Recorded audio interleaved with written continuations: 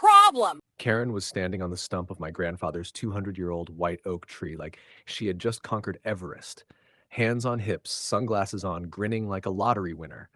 Sawdust glittered in the afternoon sun while the largest living thing in my family history lay butchered across my lawn. My name is Alex, and that oak wasn't landscaping. It was legacy. My grandfather bought this house in 1980, and that tree was already ancient back then. It shaded birthday parties, graduations, and Sunday barbecues. But Karen, freshly crowned HOA president, hated anything that didn't look like it was vacuum sealed in plastic. Her crime? A few autumn leaves dared to drift into her brand new pool. 3 days earlier, she'd stormed into my face screaming about 3 dirty leaves, clogging her skimmer like my oak had personally insulted her bloodline. I told her calmly the tree was a registered heritage species and protected by state law. She laughed. I'm the HOA president. I am the law. I warned her not to touch it. Now it was gone. I didn't scream. I didn't cry. I opened my phone and filmed her giggling on the stump like a raccoon that just discovered trash night. Thank me later, she chirped. I'll even bill you. I went inside, shaking, not with anger, but with excitement, because Karen had no idea she hadn't chopped down a tree. She had just chainsawed her entire life in half. She didn't cut a tree. She cut her own throat. Karen strutted through the neighborhood for 2 days like she'd won an Olympic medal in arrogance. She waved at neighbors, bragged about solving the leaf crisis, and told anyone with ears that she'd finally put Alex in his place. What she didn't see was me quietly assembling the Avengers. First came the city-certified arborist, a calm man who looked like he hugged trees for fun but carried a clipboard like a weapon. He counted rings, measured diameter, took soil samples, even patted the stump like he was at a funeral. This oak was over 2 centuries old, he whispered. Then he smiled. That's expensive. Next came my lawyer. Not the friendly TV commercial type. This man looked like he drank HOA presidents for breakfast.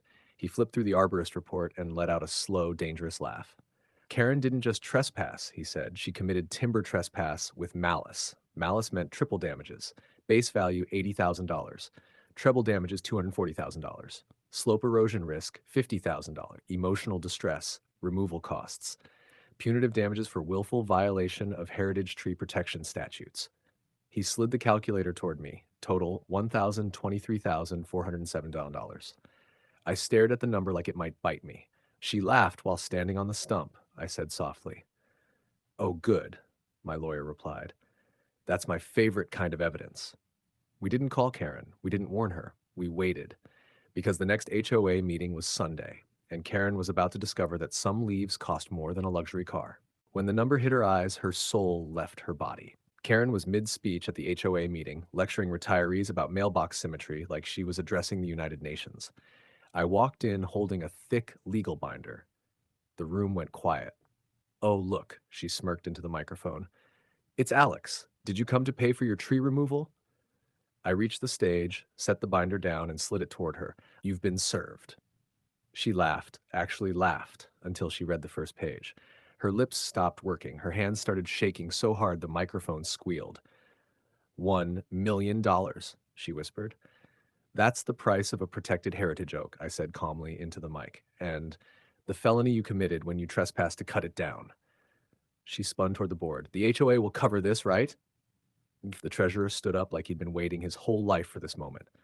No, you acted alone. This is your crime. I leaned closer. There's also a lien on your property. Your house, your car, that beautiful pool. They're collateral now. Karen collapsed into her chair, mascara streaking like a crime scene. For the first time since I met her, she had no words. Just the sound of a woman realizing 3 leaves had just cost her everything. If you love seeing entitled people finally meet real-world consequences like this video, comment below and subscribe so you never miss a story like this.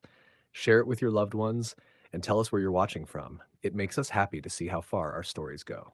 The house she destroyed my peace for became the house she had to sell. Karen didn't fight the lawsuit.